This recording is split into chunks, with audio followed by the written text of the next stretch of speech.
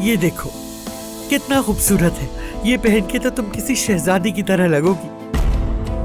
कैसा लग रहा हूँ मैं? तुम्हें पैदा करने वाले पे मैं कुर्बान। दूसरी टेस्ट की रिपोर्ट्स आ गई? हाँ आ गई है। जिगर में जो गुठली है वो मुमकिन तौर पर कैंसर सता है। भाई खुदा के वास्ते रिलैक्स हो जाए। कैसे रिलैक्स हो जाऊं ओजान? आखिर कैसे? जिससे मैं मोहब्बत करता हूँ वो मंगनी कर रही है और तुम कह रहे हो मैं रिलैक्स हो जाऊं? उस मेहमद नामी कमीने को गिरबान से पकड़। हद में रहो अपनी।